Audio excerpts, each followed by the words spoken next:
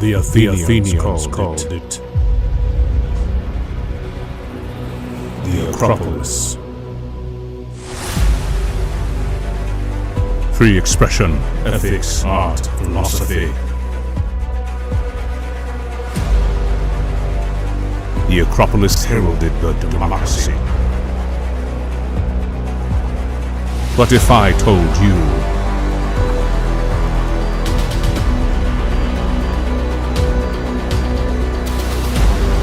the Acropolis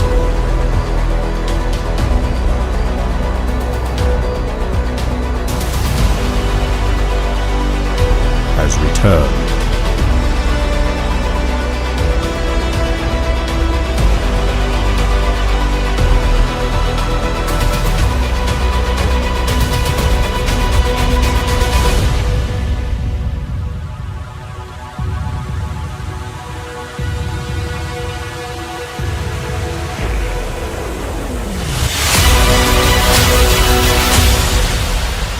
Acropolis News.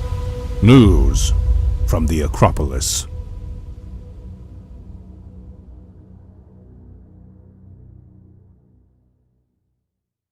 Secular Catholics pillage the retirements of working class and middle class families. My name is Trevor Brown, and you're watching The Trevor Report. One of the problems with having a baby formula shortage in your country, especially when people in your country rely on baby formula to feed their babies, there is some there are like antibody benefits for like breastfeeding your child, and a lot of health benefits if you're a mother to breastfeed your child, but Joe Biden is not exactly the kind of base conservative to try to pull off something like that. So when he's doing this thing where he's trying to make more baby formula, well, what he could do is he could take all of the baby formula that's on the southern border, all previous share reports linked down below in the description, and he could bring them into the store shelves of the country that he's supposed to care about, being the elected representative. But I've already talked about basically everything that's going to go into detail on here. It's a bit late. It's a bit late. They're saying there's a baby formula shortage because the FDA had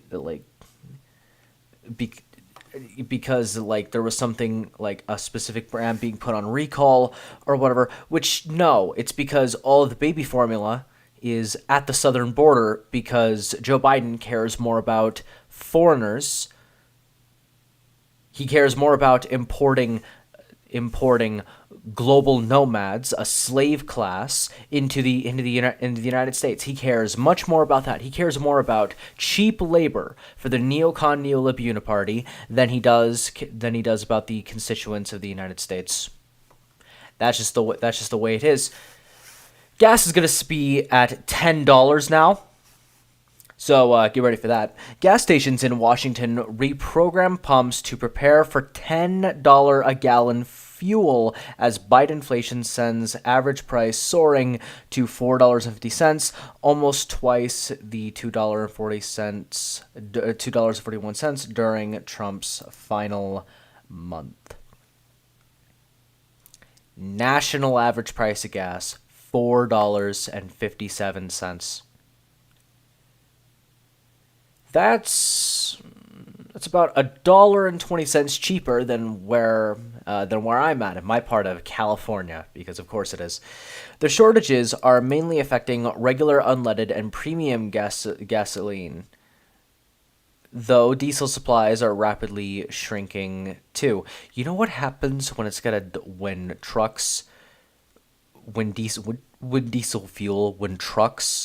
price is doubled? Okay, the diesel is according to this image is at $5.79. I think this photo was taken from California actually, which is crazy.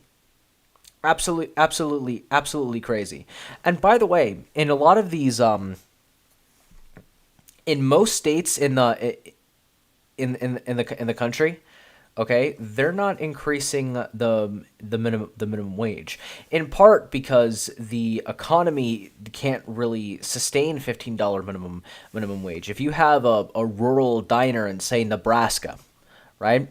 Well, what's gonna happen is if a rural diner in Nebraska has to pay $15 an hour for a waitress, and by the okay, that like plus the extra gas, gas powers more than cars. A lot of farming equipment uses gasoline as well.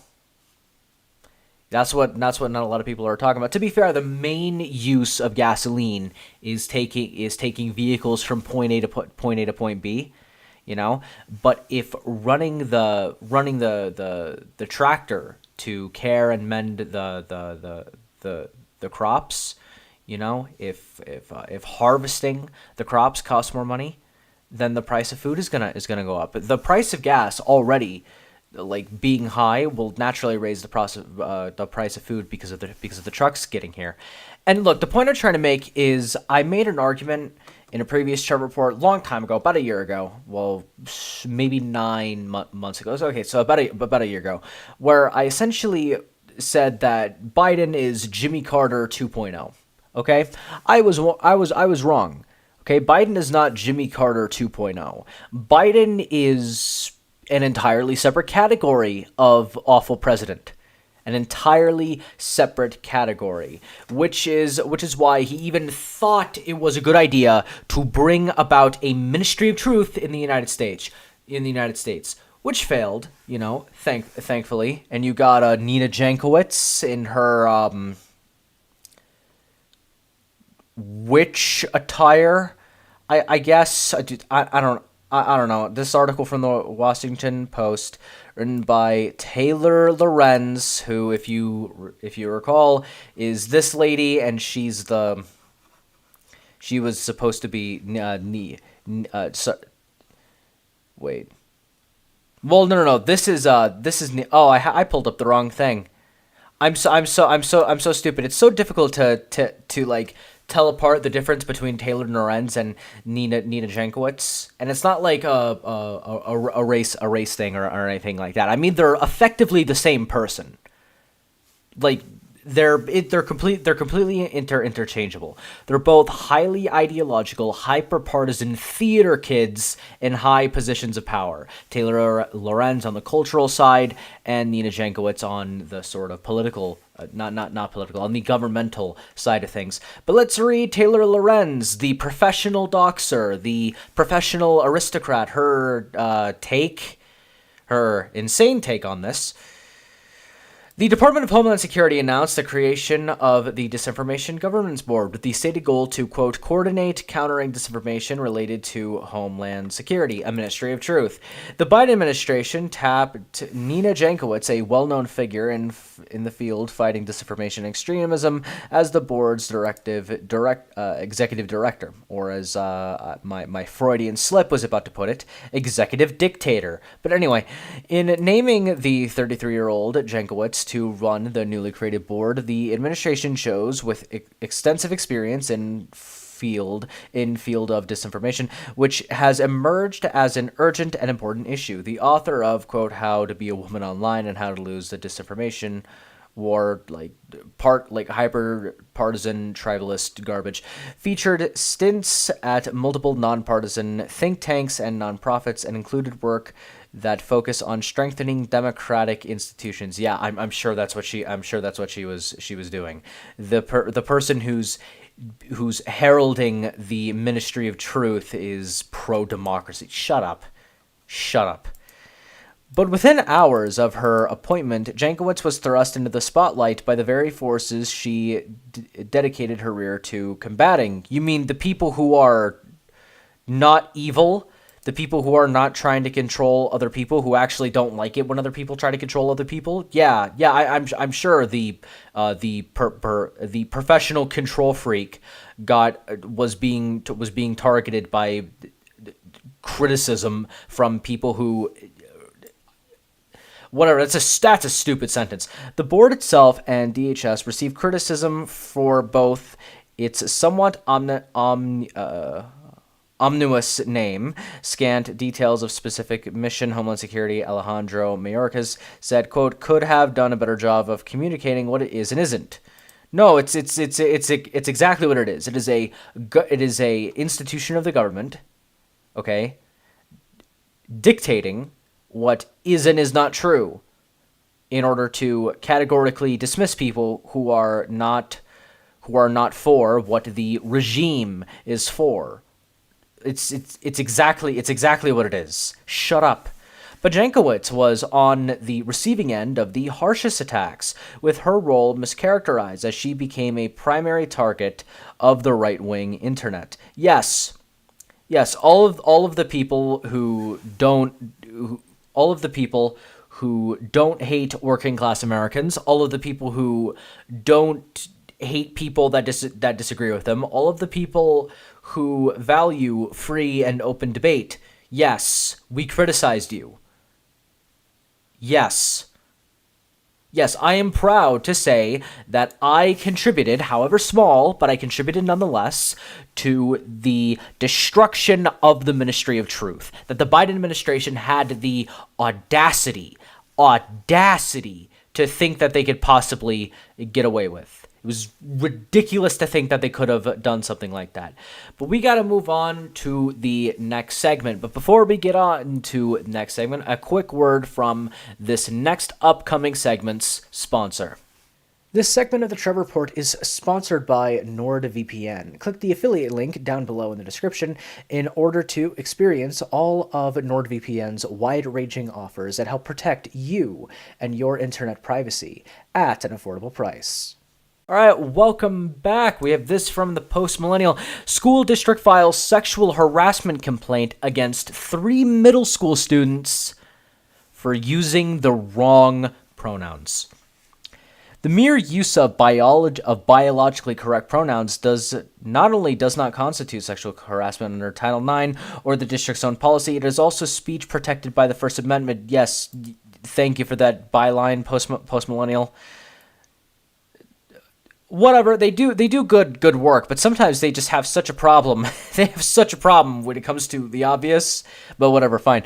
A Wisconsin school district lodged a Title IX complaint against 3 middle school students for using the wrong pronouns while addressing another student. Okay. So here's what happened, right? 3 children, okay, probably.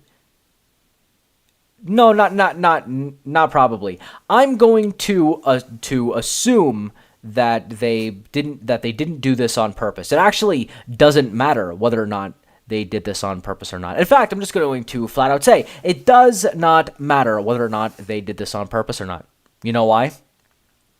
Because what happened was the institution, the society, is using every amount of power to punish these lessers for violating the sensibilities of their feudal lords. That's what's happening. That's what's happening here. You will address me the way I want to be addressed, or you will be punished. You will adhere to my status. But anyway, 3 Kiel Middle School students are being investigated for sexual assault in connection to the incident. They're accusing... okay, when you are accused of sexual assault, okay, by a school, these middle school students, okay, if this goes further, they're going to be registered sex offenders in middle school for failing to address their feudal lords properly. What a disgusting, depraved institution. What a disgusting and depraved school district. What a disgusting thing. But this isn't like... okay, here's the thing. Schools have been... the revelation, if you will, that schools, okay, that school districts and teachers unions are terrible, seems to have started right around September 30th, 2021. Now, I did a lot with 2020 and the early stuff of 2021 with like the COVID policy, but people still were under the assumption that that these teachers and these these school boards and school districts actually cared about kids. And then the Biden administration's Secretary of Education, said that children are not the primary that parents are not the primary stakeholders in their kids' education. If not, then who? And when it's not the schools, it is the secular Catholicism of wokeness that we have that is also doing things to children. I got a premium article. A premium podcast over on Acropolis News Network coming out next week on Thursday. Check it out. And by the way, become a member on theacropolisnews.com to get access to all our premium content. But basically, we went over a clothing line that was on Amazon where the shirts said "I love," and there was a pejorative for male genitalia. Okay, there was dresses that said for children that said "I love," and then the derogatory term for the male penis. There were like children's bathing suits that said the words "I love" and then and then a derogatory term for the male penis. So I don't know. Check that out if you want to be horrified and disgusted. It's sort of like an after show, you know. It's got me from the Critical Introverts. It's got me, you know, from the Trevor Report. Obviously, you know this. You're watching this, right? It's got Senior Filth over on the that's sort of like a character name. His actual name's Roberto, you know, but he's but over from the Critical Introverts podcast and Sonic Boom Studios, and it's got Jay Farmer over at the Uncommon Conversations podcast. And so basically, we all have our shows, we all have our schedules, and we just kind of pull together like extra things that we sort of find that we can't put into our shows and kind of put it together. I kind of go a little bit autistic and like overanalyze things, you know, and I always try to find sometimes my segments get a little dark, but because of my personality, I end up laughing at the dark stuff because apparently I'm absolutely incapable of handling terrible things correctly. But whatever. Point I'm trying to make is, you know, like. It's like that song that the Gay Men's Choir suggested. They're coming for your children, okay? Disney unveils new 2022 Pride clothing line for LGBTQ AAIP plus or minus the square root of infinitely many genders children. Disney on Monday released the new LGBTQ themed I read that as LGBTQ minus, but it's a hyphen. Clothing line for young children amid Florida's attacks on the companies for its opposition to recent parental rights in education law. I've covered the parental rights in education law. All previous Trevor reports linked down below in the description. Blah blah blah blah blah blah blah. Okay, it goes over like Ron DeSantis or whatever. But they're releasing queer theory praxis clothes for children, and that's what it's called. It's called queer theory. They're queer theory praxis clothes for children, and then donating those proceeds to queer theory praxis causes. So yikes! And then we have this. I just pulled two random videos from libs of TikTok. I record these the night before they go out. It's 10:51 p.m. Pacific Standard Time as of the time I'm recording this. These videos are however long old, you know. But I just literally picked a video at random from from Libs of TikTok. And here's this video of a the music in this video. I have my headphones on. It's a genuinely terrible song. But basically, she has a buy large mansions flag that she puts hangs in her classroom, and a pride flag with separate but equal racial pride stripes. By the way, if you take this flag with the separate but equal racial pride stripes and you place 4 of them together symmetrically, it makes a swastika, because of course it makes a swastika. You could take literally any other flag, and put 4 of them together, and it wouldn't make a swastika, right? But this flag, though, with the separate but equal racial pride stripes, just it does make a swastika. So take that with what you will. And then we have a school in Chicago that just kind of had a full school brawl. You know, some real some Cobra Kai stuff. You know.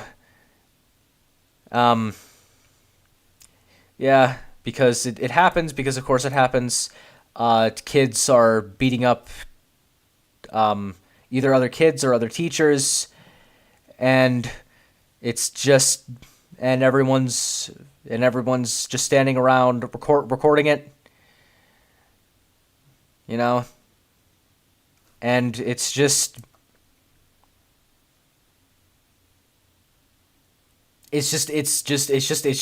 awful. These kids deserve this. These kids deserve better than what they have at school. But Chicago, I don't think I've covered this on the Trevor Report. Perhaps I should on a later date. But Chicago gets they get so much funding. They get billions of dollars in education spending, and it is the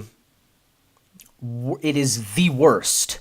It's notoriously terrible. And it doesn't matter how much money you put into it, because at the end of the day, you can throw as much money as you want into to a corrupt system. That system is going to stay corrupt, and giving that corrupt system money is just going to make it more corrupt. These kids deserve better. They deserve school choice. You know, what can I say? But our betters aren't permitting that.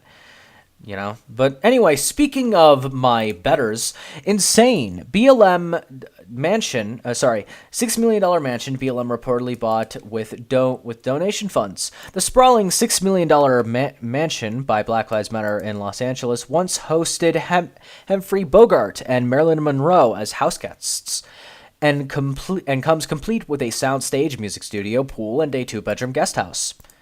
The 7,400 square foot Studio City is a 1930s farmhouse that also boasts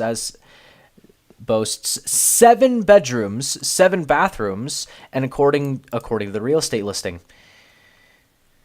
Let's go a little bit further. The Swanky Digs also has a custom-made wrought iron staircase, marble-lined bathrooms, 3 fireplaces, including one imported from Italy, recessed lighting fixtures, digital cameras, and thermostats, as well as a private yard with an elaborate playset and a chicken coop. The stunning mansion was secretly bought by a shell company in October 2020, connected to the embattled By Large Mansions Global Network Foundation, which used part of its $90 million donation windfall purchase to the property as a campus for the organization. 3 days after the purchase, records show that the property was transferred to a Delaware limited liability company named after the home's address and responding By Large Mansion GNF for $5.8 million. No transfer tax was recorded because the LLC was representing the nonprofit, which is tax exempt. The LLC is registered under a Washington, D.C. office for the law firm Perkins Coie, which had set up the complex web to the BLM NGF's related entities in 2016. Now, let me say this right here. If I started an organization called Leukemia is Bad, and then I got tens of millions, if not hundreds of millions of dollars from the organization I created called Leukemia is Bad, and then a bunch of people who were a part of Leukemia is Bad, okay, made this go so viral and so much in the trending of all of the everything that it got to the point that if you opposed the organization Leukemia is Bad in any way whatsoever, okay, everyone around you would accuse you of hating children because you don't support the organization Leukemia is Bad. Now imagine an empty bottle just fell. I know the microphone picked that up. Just ignore it. Okay. But now imagine that organization Leukemia is Bad, right? People on behalf of that organization and on behalf of that slogan began violently pillaging working class communities, and they then proceed to take entire portions of the United States and declare them autonomous, and then set up borders in the Leukemia is Bad, right? The LIB, the LIB, and people were and now there was another group called Anti-Leukemia, and then Anti-Leukemia was working with the people who were burning, looting, and murdering people and communities, primarily working class communities, and et cetera, right? You would probably not like the organization Leukemia is Bad. You would probably feel like they're gaslighting you. You would probably feel like it was a huge grift. And you would probably also feel that the people who donated money to Leukemia is Bad, well, you'd probably resent them for, you know, like treating you and your peers and the people around you so terribly. You know, you probably hate the organization as well as the movement for turning your peers, probably people in your own family, probably some of your friends. You would probably severely hate. You would probably severely hate the organization and the slogan for turning the people you care about into weapons. You know? Especially if you cared about those friends of yours and you cared about those family members of yours, you'd probably not like the organization or the slogan Leukemia is Bad. Anyway, I'm gonna continue. Revealed, BLM founder Patrisse Cullors paid her baby father $970 million for creative services. Her brother got $840 million for security, a fellow director $2.1 million, and reimbursed the organization $73,000 for a charter flight. She paid her baby father $1 million, her baby daddy $1 million, because they're thieves, and they praised about, and they patted themselves on the back for it. They gave themselves praise for it on a YouTube video, and I covered it on Previous Trevor Report. I'll play Previous Trevor Reports link down below in the description, by the way. You know, Black Lives Matter sent millions to Canada charity in order to buy a large mansion. Yeah. And you know why I'm upset with this? You know why this buttons my jammies, if it were? Well, it's because I've already, it's because of what I said, but it's also because of this. Now, I have my criticisms of Elon Musk, but my criticisms of Elon Musk haven't had to come up, lately, as far as I know, considering the news I've consumed and like what it was. It isn't that big of a deal. I don't like Elon Musk's problems with China or whatever, and I've only been facetiously calling him the God Emperor. I've only been facetiously saying Awe Kaiser. That's my inside joke on the Trevor Report. By the way, if I cover you and you're literally doing the bare minimum for like protecting the the rights of the citizens of this great republic. You are the God Emperor, and by the way, the bare minimum is also at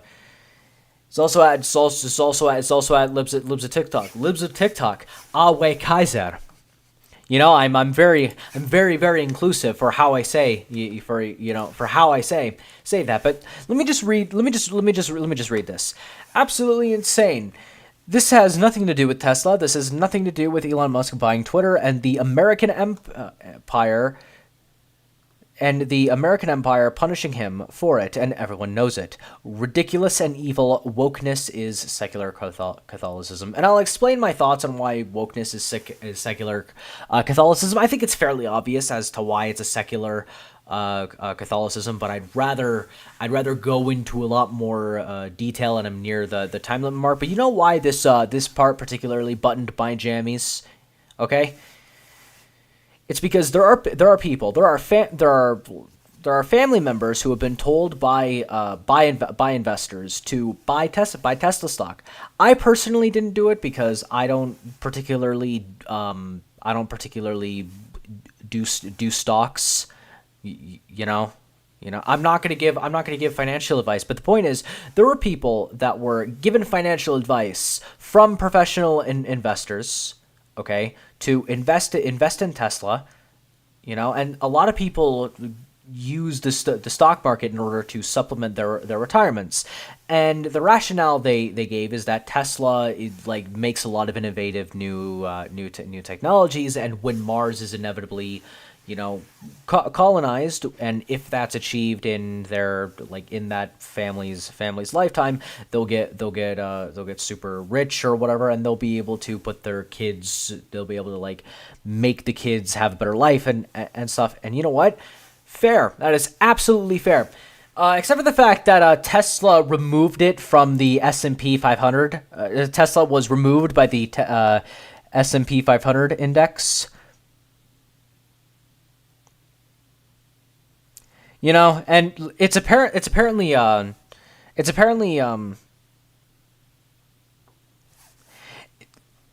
Musk slams it for being a scam, which, you know, fine, fair enough, you know, but this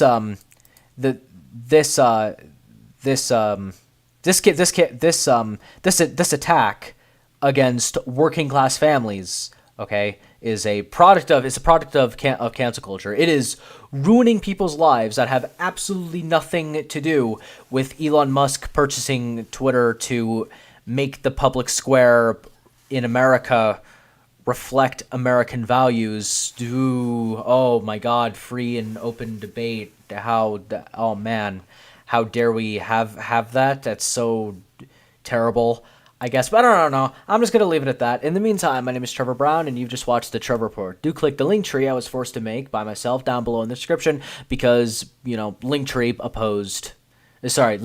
banned my Linktree for opposing black nationalism down below in the description. This video is sponsored by Acropolis News Network, the world's first fully independent media organization that is powered by Liberty platforms, peer-to-peer advertising, and cryptocurrency. On Acropolis News Network, we have a different standard of journalism. We allow anonymous reporting like Project Veritas. We also have a few anonymous reporters. I'm not going to say how many of them there are, and I'm not going to say who they are because they're, you know, anonymous. But more importantly, if you subscribe to a membership subscription onto Acropolis News Network, not only will you get access to a ton of premium content that'll be coming out very soon, and a bunch of premium content that's already available on the site right now, you will also help fund our fully independent journalism and our academic contributions to society. If you do so, I would greatly appreciate it. You can also click the donate button over on any of the Acropolis News posts. I, as the chief editor, would greatly appreciate it because, well, it helps us stay independent, like I said, and that's part of our brand. And if you would like that to stay as a part of our brand, well, I would greatly appreciate it.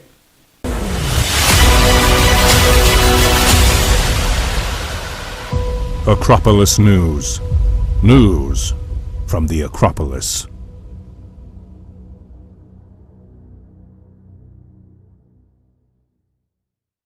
all of you brilliant viewers out there, my name is Trevor Brown. I am the editor-in-chief of Acropolis News Network because I can give myself whatever name and title I want because I own it. And you could go to theacropolisnews.com, or you could go to ThisJustTrevor on whatever Liberty platform is your choice. You know, except for the ones I'm not on because I haven't seen them pretty much.